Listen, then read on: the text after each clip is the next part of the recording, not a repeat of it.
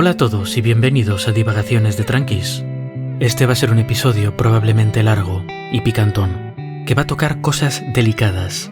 Así que como siempre, y sin querer pararme demasiado en prolegómenos y justificaciones a priori, ya sabéis que estos son divagaciones, ya sabéis que me desvío mucho de los temas de los que sé, ya sabéis que esto es una visión del mundo desde mi punto de vista, y ya sabéis que tenéis que tomaros esto como lo que es. Los pensamientos sin mucho filtro de un señor calvo hablando consigo mismo en su armario. Pero bueno, vamos a ello. En episodios pasados hablamos de cómo era el ser humano, o de una hipótesis de cómo podía ser el ser humano, de cómo podíamos haber llegado a donde estamos. Hablábamos de la idea de que nuestra mente, debido a su enorme capacidad, podía convertirse en un problema, podía hacernos creer cosas que no eran reales, podía imaginarse todo tipo de cosas extrañas, y que si este tipo de cerebro era beneficioso en absoluto en vez de simplemente volvernos locos, era porque teníamos un grupo de otros como nosotros que nos mantenían en contacto con la realidad. Dicho de otra forma, el ser humano no conoce la realidad, el ser humano la triangula. No usé el término directamente, pero en el título del episodio nos llamé el chimpancé tarumba, de nombre científico Pan delirans. Me parece importante pensar en nosotros como el chimpancé tarumba, recordar que somos animales, recordar que nuestra mente, nuestro cerebro, es el fruto de la evolución, hecho para funcionar en unas condiciones específicas, y que pierde funcionalidad a medida que nos alejamos de esas condiciones ideales. No sirve para todo, así en resumen. Este concepto de que vivimos en este cuerpo de mono pelado, con cerebro falible, pero muy potente, ojo, lo pongo como contraposición a Homo sapiens, el humano que sabe, o incluso, como dijo este señor que se llama Yuval Noah Harari, Homo Deus. Ahora bien, Harari no dice esto de forma literal. Habla de quizá un nuevo tipo de ser humano que pueda surgir en el futuro a partir de grandes avances en biotecnología, en inteligencia artificial, en computación, un ser mucho más poderoso que el Homo sapiens. No tengo ni idea si eso va a pasar. Sospecho que Harari tampoco, pero pase lo que pase tenemos que recordar que aquí y ahora no somos dioses, somos chimpancés tronados. Y es importante recordar esto porque eso nos hace vulnerables. Nuestra evolución como animales sociales, muy dependientes de la comunicación para mantener su sentido de la realidad, muy dependientes de un grupo para sobrevivir. Esta evolución nos ha equipado con una serie de mecanismos cerebrales, de formas de pensar, de formas de relacionarnos, que contribuyen a la coherencia de estos grupos. Cosas como sentirte culpable si le haces mal a alguien, como sentir vergüenza si sientes que no te estás portando bien con el grupo o que estás por debajo de las expectativas, sean cuales sean. Cosas también como una tendencia a fiarte del consenso del grupo, porque precisamente por eso tienes el grupo, para mantenerte cuerdo. Todas estas cosas son útiles, pero abren la puerta para la manipulación. Y somos seres muy manipulables, somos seres inherentemente hackeables. Y no hacen falta altas tecnologías, no hace falta internet, no hacen falta datos de redes sociales ni nada así. Es muy fácil hackearnos, y de hecho hay muchos monos pelados que lo hacen de forma instintiva. Todos en realidad lo hacemos de forma instintiva, solo que en general no abusamos de nuestros poderes porque también somos buenos a identificar cuando alguien nos quiere manipular. Excepto en raras ocasiones en las que una persona domina completamente a otra, los comportamientos manipulativos crean fricciones entre personas, y una persona que se comporta así siempre corre un peligro muy real de ser rechazada por el grupo. Hay gente que lo hace de todas formas y que incluso a veces se sale con la suya. A estos los podemos llamar gente antisocial, gente psicópata, gente sin conciencia, gente sin corazón, gente abusiva, como queráis. Pero en general los consideramos como algo malo, y si los identificamos, no nos fiamos de ellos. Pero aunque podamos tener nuestras defensas naturales, por llamarlas de alguna forma, sí que podemos ser manipulados. Estas vulnerabilidades existen, y nosotros no somos los únicos que lo sabemos. Estas vulnerabilidades, estas formas de manipular, de influir en la gente, se estudian, y se han estudiado durante mucho tiempo. Quizá la forma más llamativa, más científica y más impresionante en la que se ha visto esto ha sido en los regímenes totalitarios que hubo durante el siglo XX, donde la propaganda, el lavado de cerebro, Técnicas que en realidad son muy coercitivas y muy claras, pero que uno puede permitirse hacerlo cuando tiene la maquinaria del Estado a su disposición. Ese tipo de técnicas eran capaces de crear conformidad, de lavarle mucho el cerebro a la gente. Y por supuesto en nuestro día a día las cosas no son tan extremas. Pero este tipo de técnicas se siguen usando, y a veces de forma también muy extrema, como es el caso, por ejemplo, de las sectas. Ahora bien, las sectas son un tema, porque es una palabra muy mal usada. Y la gente tiene la tendencia a etiquetar como secta cualquier grupo que a ellos no les gusta y que les parece que es demasiado fanático. Pero dejando aparte el término o la etiqueta, si es más adecuada o no, sí que existen grupos con dinámicas muy coercitivas, técnicas de presión. Algunos son más claros que otros y acaban con gente que tiene el cerebro completamente lavado y solo vive para su grupo y a veces se mata por su grupo. Otros no son tan claros, pero todos tienen en común que están dirigidos por gente o incluso a veces entran en una dinámica de forma natural que aprovecha estas vulnerabilidades. Hay una variedad muy grande de técnicas de presión, y es un tema muy grande y del que no sé lo suficiente como para hablar demasiado. Pero muchas de esas técnicas se basan, por ejemplo, en emociones negativas que te dejan abierto a sugestiones, miedo, vergüenza, inseguridad. A veces ni siquiera hace falta crearte eso, porque aprovechan gente que ya está en ese estado, pues debido a una tragedia personal que acaba de ocurrir, porque están deprimidos por cualquier razón, y por supuesto luego hay una variedad de técnicas para mantenerte en un estado de fácilmente sugestionable, de mantener esas emociones negativas, de empezar a tener miedo a la gente que no es del grupo, de sentir vergüenza debido a acusaciones de gente de dentro del grupo, de sentir culpa porque el grupo te ha convencido de que has hecho algo malo, o amplifica muchísimo algo malo que sí has hecho. A veces es simplemente mantenerte muy ocupado para que no puedas dormir. Todas estas son formas de despegarte un poquito de la realidad, porque nuestro cerebro en esos estados emocionales tiende a filtrar menos la información, a pensar menos sobre lo que entra por sus ojos y oídos. Nos volvemos más crédulos. Y es más fácil aceptar cualquier visión del mundo que nos den, y esa visión que sirve a los intereses del grupo se mantiene mediante un consenso. Y os voy a dejar en la descripción una lista de cosas generales que hacen las sectas o este tipo de grupos de presión psicológica, por llamarlos de alguna forma. Pero me gustaría detenerme en esta generalidad que es la creación y mantenimiento de un consenso, de un montón de cosas que crees a pies juntillas, de cosas que son parte de una realidad negociable, que no son reales, pero que para ti se convierten en no negociables, en una realidad absoluta, existente y sin ningún tipo de discusión, porque te la están reforzando constantemente y porque te niegan el acceso a información que la desmiente. El consenso como técnica de presión psicológica es muy poderoso. Os dejaré en la descripción también una forma un poco más larga de lo que os voy a contar ahora, que es el experimento de conformidad de Asch.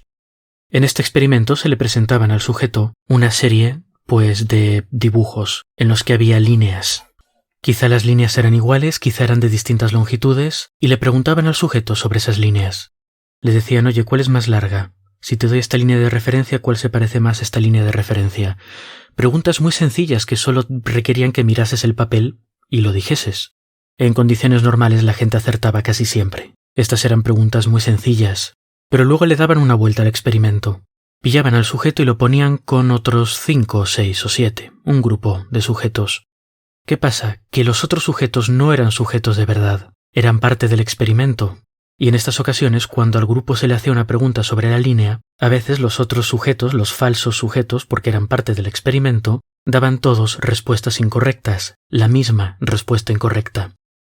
Esto era básicamente una forma de ver si la gente tendía a plegarse a este consenso, aunque claramente estaba mal, o si la gente era más recalcitrante, se mantenía en sus 13 y decía no, esto es la respuesta correcta. El resultado del experimento es que aunque los sujetos falsos diesen la respuesta claramente incorrecta, los sujetos reales estaban de acuerdo con ellos, con los sujetos falsos que están dando una respuesta incorrecta, en el 40% de los casos. Una presión por consenso funcionará un 40% de las veces, incluso en algo tan obvio como este tipo de ejercicios. Somos pandelirans, somos monos pelados y somos vulnerables. Ahora bien, la buena noticia es que si aunque sea uno de los sujetos falsos daba la respuesta correcta y llevaba la contraria al resto, el sujeto real tendía a estar de acuerdo con el disidente. veía que alguien la apoyaba y dejaba de dudar de sus sentidos, o se sentía más valiente para romper el consenso. Me gusta este experimento porque trata de un concepto del que hablamos en las divagaciones pasadas, la sensación de estar desalineado, la sensación de que no percibes la realidad bien, que hay algo malo en tu forma de procesar la información. Y este experimento demuestra que el consenso es muy poderoso, porque aunque es solo un 40%, tengamos en cuenta que era un ejercicio muy sencillo. Y una vez establecido este consenso, un grupo de este estilo que quiera mantenerte dominado, lo mantendrá restringiendo la información, desaprobando si lees otras cosas, incentivando que te separes de amigos, de familia y de cualquier persona que pueda dudar de la doctrina del grupo, incentivando un pensamiento binario, de o estás con nosotros o estás fuera, acosando y tratando mal a la gente que deja el grupo, y amenazándote con echarte del grupo y tratarte igual de mal. De nuevo os dejé un enlace abajo para que veáis así como una lista de cosas, pero el resultado de todo este tipo de dinámicas son grupos muy insulares y que comparten una visión del mundo muy específica y muy estricta, en la que hay un montón de realidades que son negociables, realidades en cuanto a la moral, política, lo que queráis, cosas relacionadas con moral, ideología, política, religión, etc. Cosas negociables, pero que mientras estás dentro del grupo son innegociables, y no solo son innegociables, son sagradas. Hablar contra ellas es herejía. No todos los grupos ejercitan estas técnicas o comparten todas estas dinámicas de las que estamos hablando, pero sí que hay una temática general que podemos apreciar, ¿verdad? Son todas técnicas de presión emocional, de apretarte las tuercas y de usar estas vulnerabilidades de nuestro cerebro de chimpancé tronado de las que hablamos. Antes de seguir es importante tener en cuenta una cosa. Normalmente asociamos sectas o este tipo de grupos con religiones, grupos religiosos que creen en algún tipo de deidad, que pueden estar relacionados con el cristianismo, ser completamente independientes o tener atributos muy místicos, pero no siempre es así. Hablemos, por ejemplo, del Ejército Simbionés de Liberación, un grupo cuyo nombre viene de la palabra simbiosis. Este grupo quería, o decía que quería, crear una simbiosis política que crease unidad entre todas las facciones de la izquierda, feministas, antirracistas, anticapitalistas, todos. Querían todas las razas, géneros, todas las edades, querían que toda esta gente luchase junta en un frente unido y vivir juntos pacíficamente. Quizá no suena tan mal, excepto por todos los asesinatos, robos de bancos y al menos en una ocasión secuestrar, torturar y lavar el cerebro a mujeres de 19 años. Lo que quiero decir con esto es que no debemos tener puntos ciegos. Las técnicas de manipulación y de presión se pueden usar con todo tipo de razones o con todo tipo de excusas.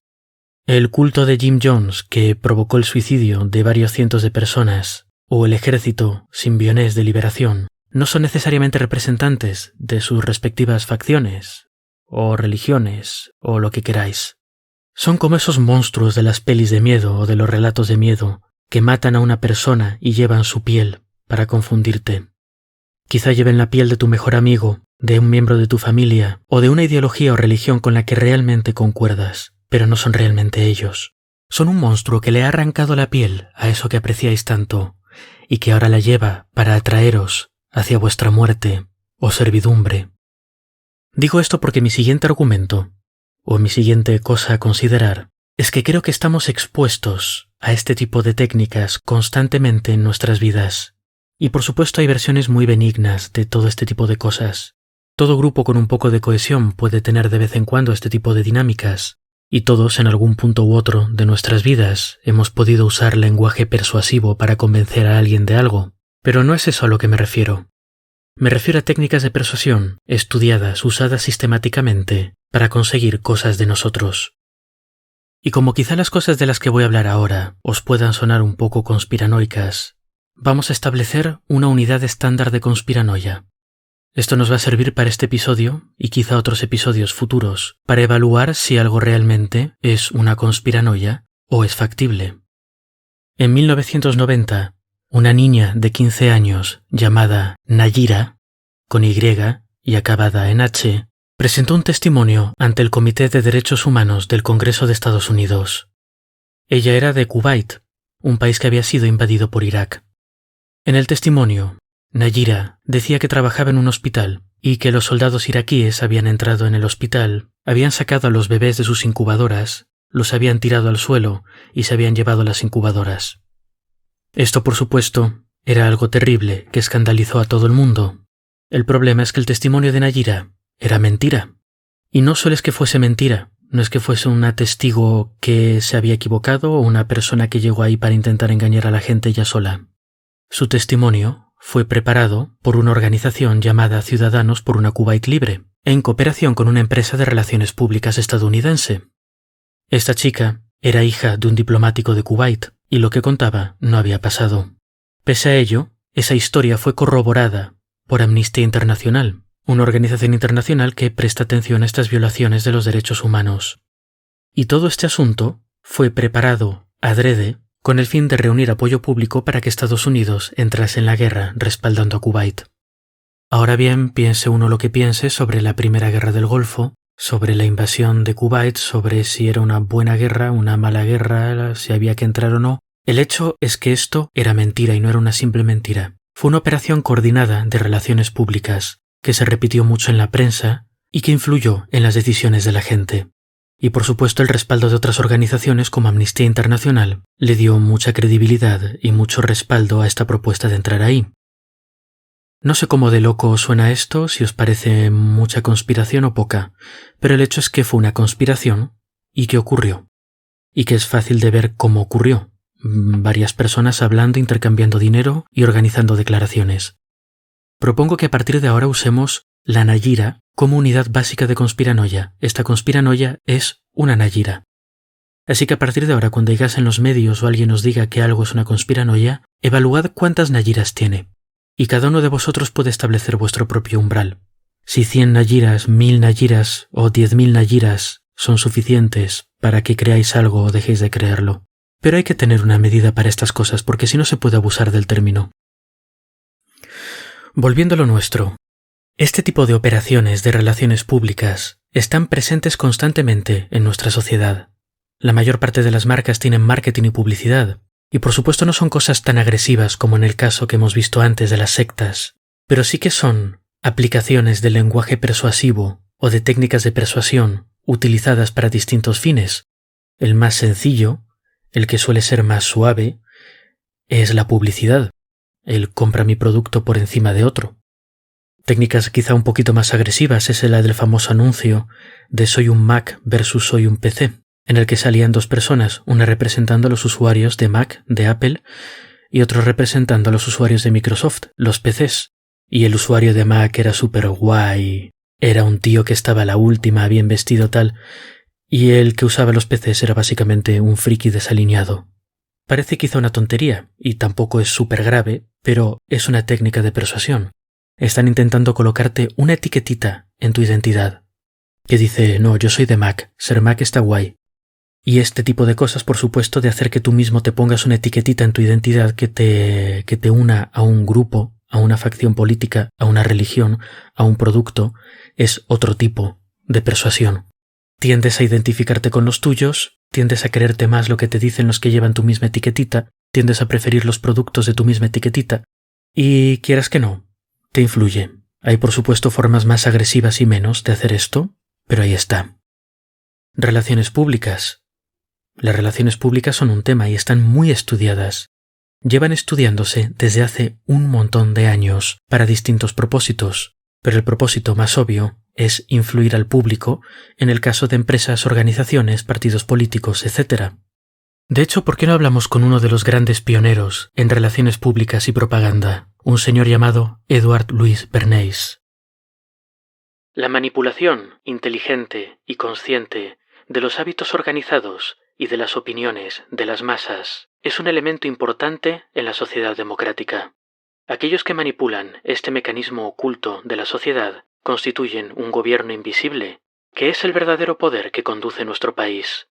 Estamos gobernados, nuestras mentes moldeadas, nuestros gustos formados, nuestras ideas sugeridas, muchas veces por hombres de los que nunca hemos oído hablar. Esto es un resultado lógico de la forma en la que nuestra sociedad democrática está organizada. Enormes números de seres humanos tienen que cooperar de esta forma si tienen que vivir juntos como una sociedad que funcione. En casi cualquier acto de nuestras vidas diarias, sea en la esfera de política o negocios, en nuestra conducta social o en nuestro pensamiento ético, estamos dominados por el relativamente pequeño número de personas que entienden los procesos mentales y patrones sociales de las masas. Son ellos los que tiran de los hilos que controlan la mente del público. Ahí lo tenemos. Esto, claro, viene de alguien que trabajó mucho en ese campo y por tanto piensa que es lo más importante del mundo y lo más poderoso de la historia. Pero no le falta razón. Y de hecho, mucho antes que él, este tipo de técnicas de persuasión se han usado para controlar a las masas. Sobre el episodio pasado a un oyente le vino a la mente, y esto rima, la Iglesia Católica y la monarquía. Dos cosas, claro, que están muy ligadas. Y efectivamente, en cosas como la Iglesia Católica u otras religiones organizadas tenemos un método de control social muy poderoso. Llevan integrada una técnica de control social excelente, que es la de creer que existe un ser increíblemente poderoso, todopoderoso en algunos casos, que ha dicho que las cosas tienen que ser así, que tienes que comportarte de esta forma, y que tu sociedad tiene que estar estructurada de esta forma. Y que si no le haces caso te va a hacer sufrir eternamente. O unos añitos, depende de quién le preguntes. La monarquía deriva de esto. El argumento principal que se usaba para mantener la legitimidad de la monarquía, además de tengo más señores armados que tú, era que gobernaban por derecho divino, que Dios los había hecho nacer en esa situación y por tanto habían sido elegidos para llevar su país o su nación o su reino, lo que queráis. Reino, claro, porque eran reyes. Pero esto, claro, era la Edad Media. Eran otros tiempos, y hoy en día tenemos mejor propaganda, más estudiada, más pervasiva, y gracias a Internet, con un ancho de banda casi infinito. Bienvenidos a los primeros años de la distopía cyberpunk. Mi argumento, y aquí llegamos al meollo del asunto, es que nos pasamos la vida conectados a distintas oficinas de relaciones públicas. Bueno, oficinas de relaciones públicas, departamentos de comunicación, estamos expuestos a operaciones de comunicación premeditadas y pensadas, y que no siempre están muy basadas en principios éticos. Esto es un problema porque nosotros no estamos preparados para este tipo de comunicación. Nosotros estamos acostumbrados a comunicarnos con gente. Cuando recibimos comunicaciones de partidos políticos, de empresas, de ONGs, de una burocracia u otra, pensamos que estamos hablando con gente más o menos espontánea. Pensamos que los mismos principios de convivencia, de interactuar repetidamente con una persona, se aplican y actuamos y recibimos esa comunicación en consecuencia. Y me parece que esta es una muy mala aproximación al mundo en el que vivimos, porque la gente con la que hablamos no son gente. ¿Habéis escuchado alguna vez, se dice mucho, que es que los políticos son psicópatas? Porque mienten constantemente. Hoy dicen una cosa, mañana la otra y parecen no acordarse ni importarles.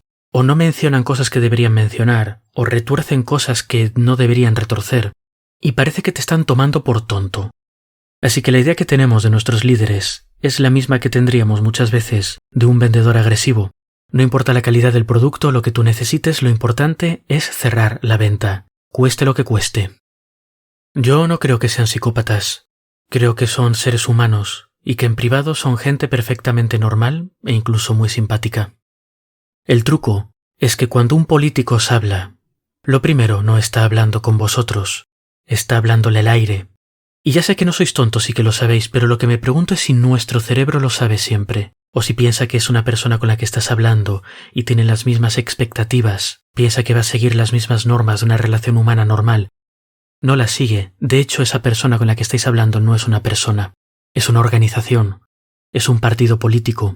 Los argumentos que estáis escuchando, las promesas que está haciendo, los insultos que le dirige a un adversario, eso no es él siendo espontáneo, excepto en algunos casos. Muchas veces, yo diría que la mayor parte de las veces, son campañas de comunicación, formuladas en oficinas por otra gente, por gente completamente desconectada de lo que está diciendo. Llega por la mañana, se aburre, trabaja en esta campaña de comunicación por la mañana, trabaja en otra distinta por la tarde. Cada campaña de comunicación, cada una es distinta. Ellos no necesitan tener una idea general del mundo. No es una persona que es predecible porque ve el mundo de tal forma.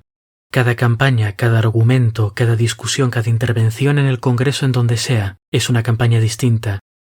Estáis hablando con una organización, y las organizaciones, las empresas, ONGs, burocracias, los que queráis, no son personas. Las organizaciones son sistemas emergentes.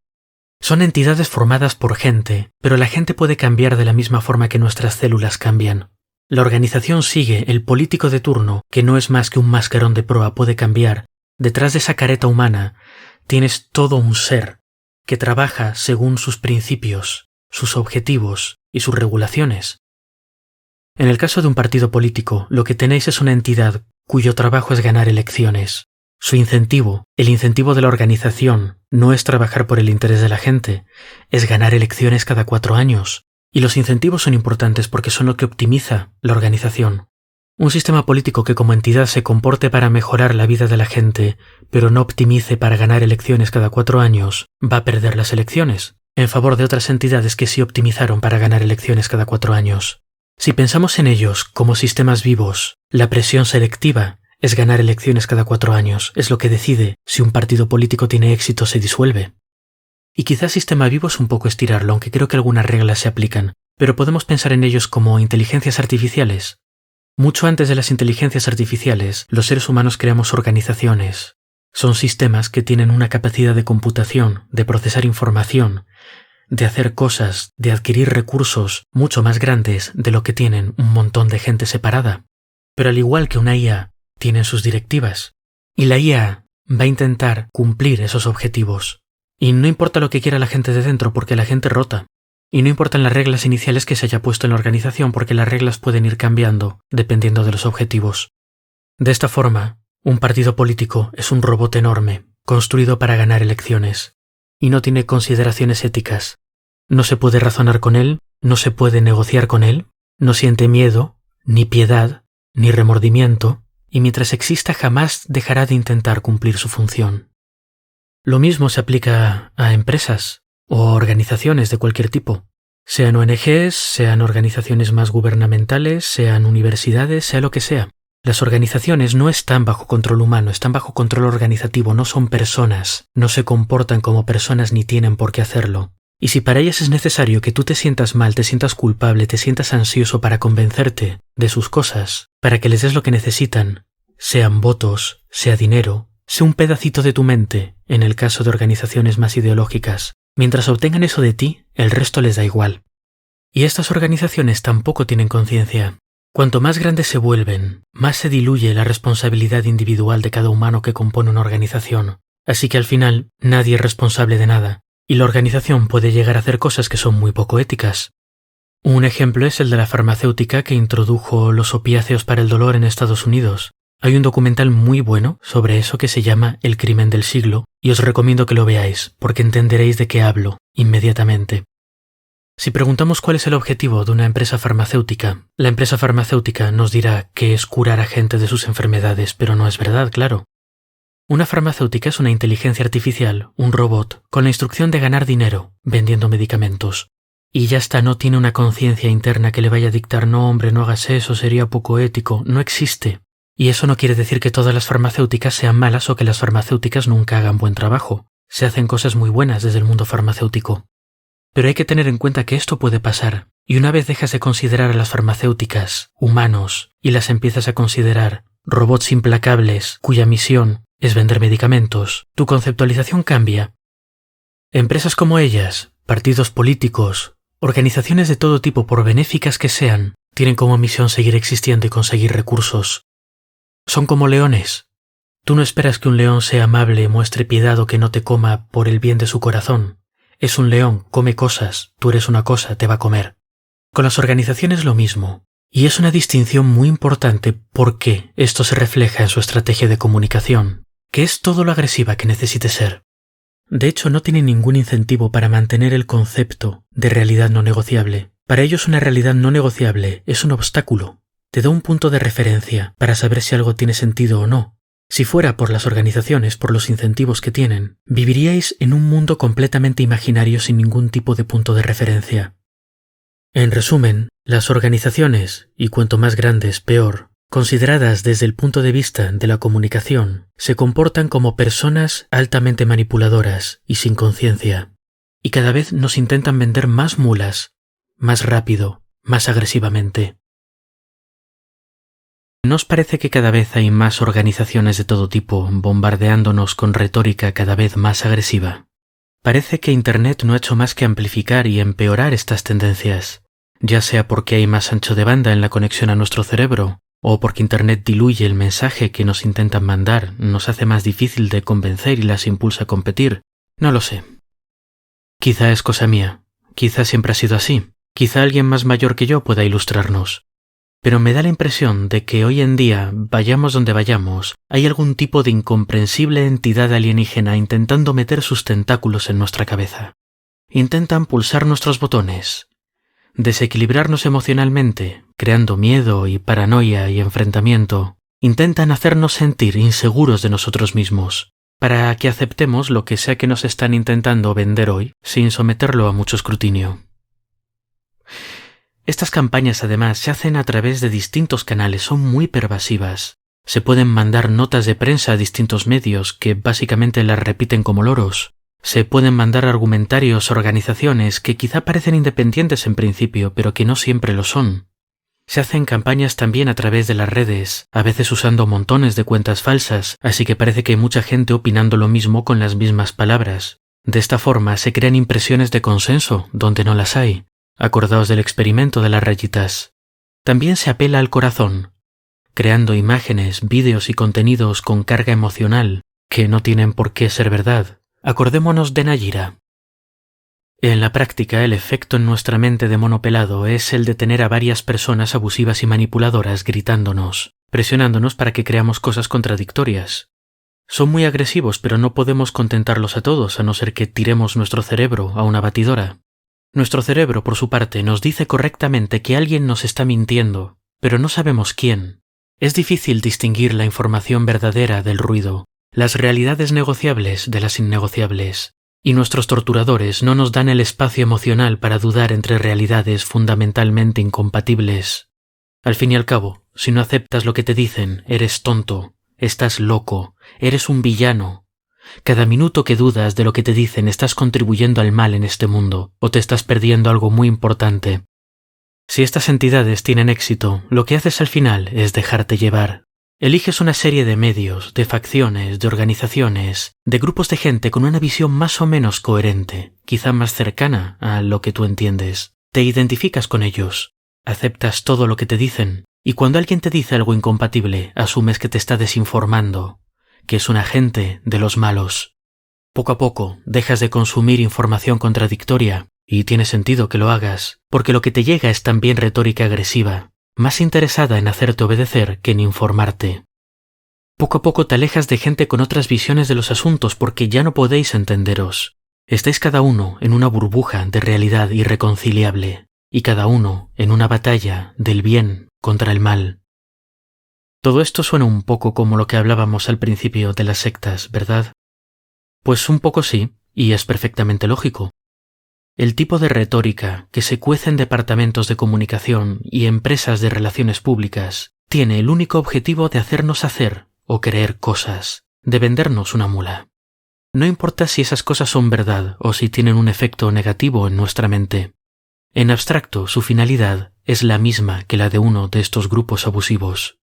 Así que ¿creéis que estoy pasándome mucho si pienso que hay una evolución convergente entre las metodologías de comunicación y persuasión de estos grupos abusivos y de lo que vivimos a diario?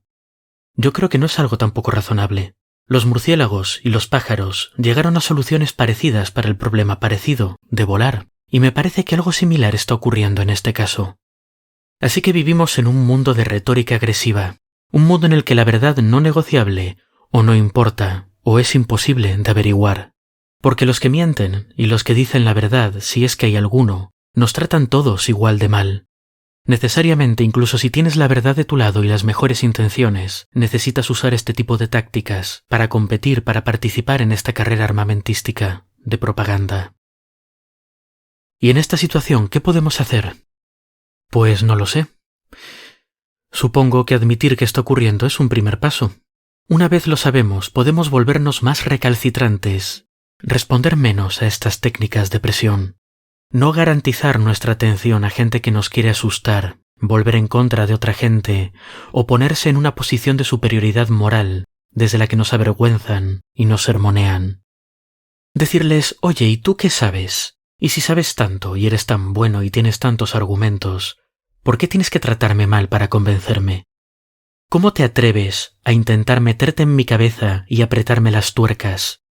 A mí, que soy una persona inteligente que escucha biología de tranquis. Ser en definitiva más recalcitrantes, más punkis, más como los hongos. Al fin y al cabo quizás seamos hackeables, pero nada nos impide crear cortafuegos. Y es importante también nunca dejar que estas organizaciones sin alma nos separen de amigos o familia. Discutir de cosas en bares no solo es divertido, es sano. Y creo firmemente que exponerse a perspectivas distintas en ambientes amistosos y honestos es lo que rompe los prejuicios, los axiomas inútiles y los hechizos retóricos. Es la forma natural que tiene nuestro cerebro de triangular la realidad. Usémosla. Pero claro, esta es una defensa más interna de cada uno. ¿Qué medidas se pueden tomar a niveles más sistémicos? ¿Cómo podemos, como sociedad, estar menos locos y más cuerdos? Una solución pasaría por tener una comunicación política e institucional más ética, e instituciones más éticas en general. Eso no va a pasar. Estas criaturas son simplemente algoritmos de optimización. Pero, ¿y si tuviéramos nuestro propio robot? Como en la segunda peli de Terminator. ¿Y si tuviéramos instituciones que pudiésemos programar para filtrar toda esta retórica, para encontrar y diseminar realidades no negociables, para tener una base de realidad que nos permitiese distinguir mejor entre señal y ruido? En las siguientes divagaciones hablaremos de ciencia, periodismo y periodismo de la ciencia. Nos preguntaremos cuál debería ser su función en la sociedad, cómo deberían cumplirla y si lo están haciendo bien. Hasta entonces, pues, y no llaméis al manicomio. Estoy bien, creo.